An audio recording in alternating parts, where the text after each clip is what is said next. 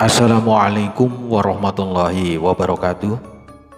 Sahabat ngaji wali yang dimuliakan Allah, kita akan melanjutkan membahas tentang serat Syekh Siti Jenar yang merupakan kelanjutan episode sebelumnya, di mana dalam episode tersebut disampaikan tentang alasan kenapa Syekh Siti Jenar mengaku sebagai Tuhan.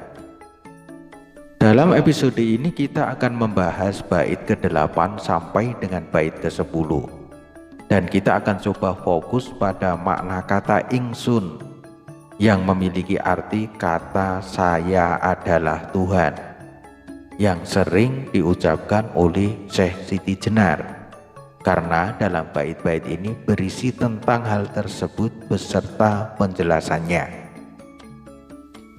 Kita akan melanjutkan pembahasan ini dengan membacakan artinya dalam bahasa Indonesia secara berurutan, dan pada bagian akhir kita akan menyimpulkan tentang makna ingsun yang sering diungkapkan oleh Syekh Siti Jenar. Ada hikmah dan pelajaran besar yang dapat kita ambil dalam bagian ini. Oleh sebab itu, ikuti video ini sampai dengan selesai agar tidak terlewatkan setiap bagian penting dari video ini. Konten ini kami buat hanya untuk penambahan khasanah keilmuan untuk para pemirsa.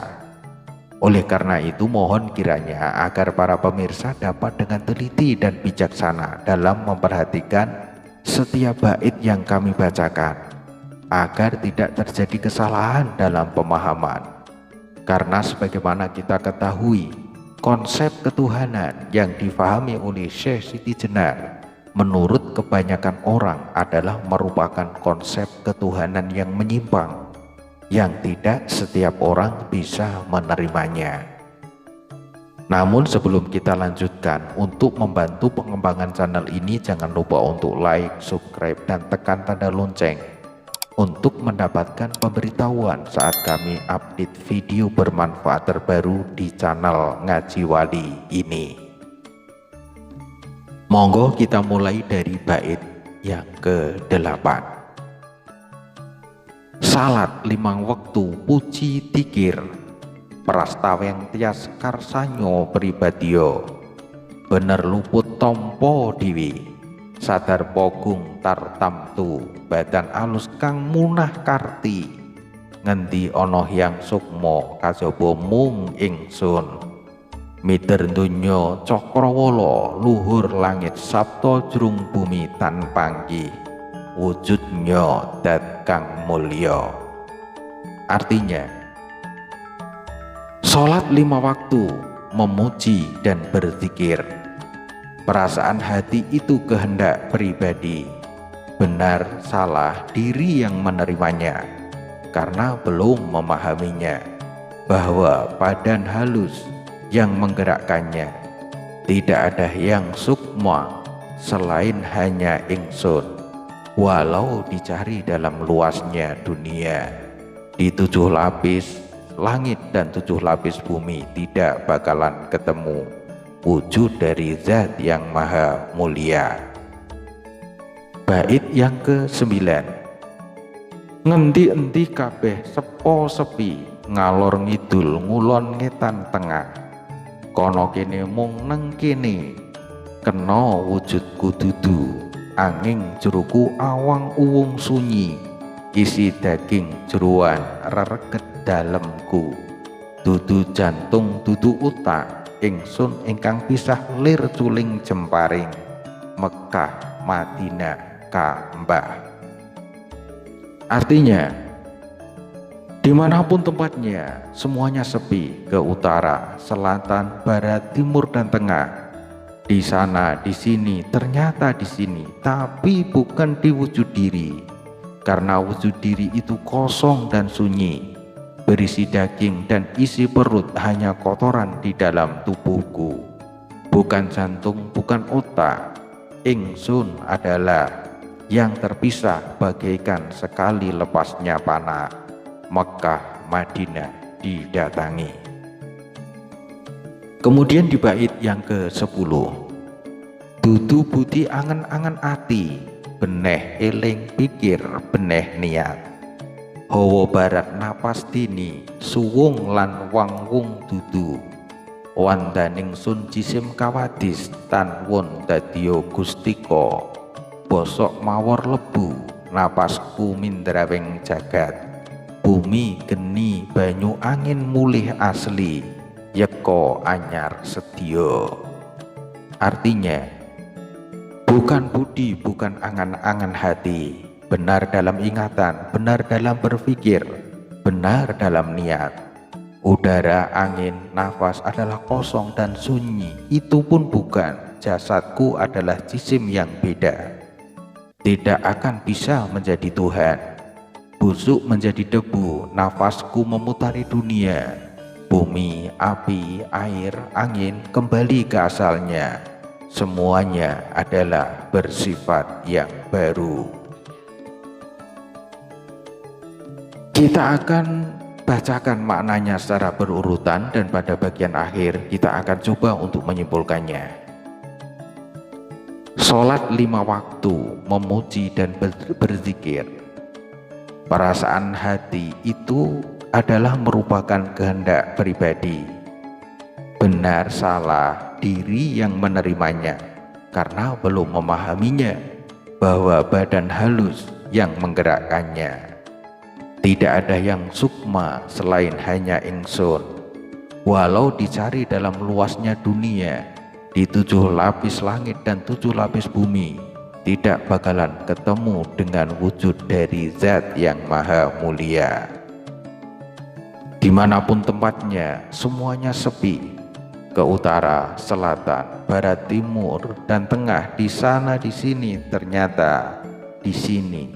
Tapi bukan di wujud diri, karena wujud diri itu kosong dan sunyi, hanya berisi daging dan isi perut hanya kotoran di dalam tubuhku, bukan jantung, bukan otak. Ingsun adalah yang terpisah bagaikan sekali lepasnya panah. Mekah, Madinah didatangi. Bukan budi, bukan angan-angan hati, benar dalam ingatan, benar dalam berpikir, benar dalam niat. Udara, angin, nafas adalah kosong dan sunyi. Itu pun bukan jasadku. Jasadku adalah jisim yang beda, tidak akan bisa menjadi Tuhan. Busuk menjadi debu, nafasku memutari dunia. Bumi, api, air, angin kembali ke asalnya. Semuanya adalah bersifat baru. Bait-bait ini memberikan gambaran pada kita tentang bagaimana Syekh Siti Jenar berusaha untuk meyakinkan bahwa dirinya adalah Tuhan. Dirinya mengatakan, ngendi ono yang sukmo kajaba mung ingsun, yang memiliki arti di mana ada yang sukma kecuali saya. Kemanapun orang pergi untuk mencari Zat yang Maha Mulia, maka dia tidak akan bisa menemukannya.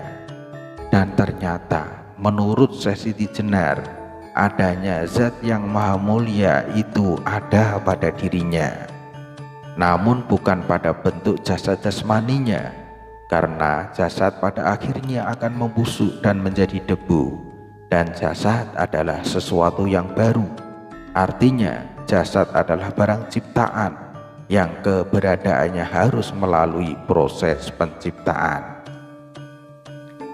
Eksistensi Tuhan pada diri Syekh Siti Jenar bukanlah pada bentuk fisik Syekh Siti Jenar. Dia mengungkapkannya dengan kata-kata, dudu jantung, dudu otak, ingsun ingkang pisah lir culing jemparing. Artinya, bukan jantung, bukan pula otak, namun Tuhan adalah sesuatu yang terpisah, seperti melesatnya anak panah dari busurnya. Dari sekian isu krusial yang disandarkan pada diri Syekh Siti Jenar, hal yang paling menyolok adalah kalimat yang sering diucapkannya, iya ingsun iki Allah, atau iya ingsun ya Allah. Konsekuensi atas ucapan tersebut menundukkan bahwa Syekh Siti Jenar sebagai al-halajnya tanah Jawa. Dari seluruh prononima persona tunggal dalam bahasa Jawa, hanya kata ingsun yang memiliki makna pernyataan saya sebagai seseorang yang memiliki status sosial lebih tinggi dari lawan bicaranya. Syekh Siti Jenar mengatakan keakuannya dalam kata ingsun adalah Tuhan sebagai bentuk kebersatuan antara aku yang merupakan Syekh Siti Jenar dan aku yang merupakan Allah. Artinya semua manusia dalam dirinya itu terdapat Tuhan, termasuk pada diri Syekh Siti Jenar. Namun Tuhan yang dimaksudkan bukanlah sosok fisik manusia. Hanya saja ada manusia yang sadar dan ada yang tidak, tergantung pada upaya yang dilakukan oleh setiap orang. Walaupun ia mengatakan ingsun bukan dalam konteks bahwa keseluruhan dirinya, baik jiwa dan raganya adalah Tuhan, namun konsep ketuhanan yang dimiliki oleh Syekh Siti Jenar ini adalah merupakan konsep ketuhanan yang menyimpang dari konsep ketauhidan yang telah Allah gariskan. Allah juga menjelaskan sendiri bahwa zatnya tidak akan pernah serupa dan setara dengan makhluknya. Tuhan dalam bahasa Arab disebut ilah, yang berarti adalah al-ma'bud atau yang disembah. Perkataan ilah yang selalu diterjemahkan sebagai Tuhan dalam Al-Quran dipakai untuk menyatakan berbagai objek yang dibesarkan dan juga dipentingkan oleh manusia. Itulah pengertian ilah. Dalam konsep Islam, Tuhan disebut Allah sebagai zat yang maha tinggi, yang nyata dan esa, pencipta yang maha kuat dan maha tahu, yang abadi, penentu takdir dan hakim bagi semesta alam. Islam menitikberatkan konseptualisasi Tuhan sebagai yang tunggal, berbeda dengan segala sesuatu dan maha kuasa. Agama Islam yang diturunkan oleh Allah Subhanahu wa Ta'ala kepada manusia melalui rasul-rasulnya berisi hukum-hukum yang mengatur hubungan antara manusia dengan Allah, kemudian manusia dengan manusia, dan manusia dengan alam semesta. Agama Islam adalah agama yang sangat menekankan tentang keesaan Tuhan. Tuhan yang Maha Esa yang dimaksudkan dalam ajaran Islam ialah Allah Subhanahu wa Ta'ala, yang ditegaskan dalam banyak ayat dan surat dalam Al-Quran, seperti salah satunya di dalam surat Al-Ikhlas ayat 1-4. Bismillahirrahmanirrahim. Qul huwallahu ahad, Allahus samad, lam yalid wa lam yulad wa lam yakul lahu kufuwan ahad. Yang artinya, katakanlah wahai Muhammad, dialah Allah yang Maha Esa. Allah tempat meminta segala sesuatu. Allah tidak beranak dan tidak pula diperanakkan, dan tidak ada sesuatu yang setara dengan Dia. Adakah Syekh Siti Jenar setara dengan Dia? Demikianlah pembahasan bait ke-8 sampai dengan bait ke-10 dari serat Syekh Siti Jenar. Semoga dapat menambah wawasan keilmuan bagi para pemirsa. Amin, amin, ya Rabbal Alamin. Wassalamualaikum warahmatullahi wabarakatuh.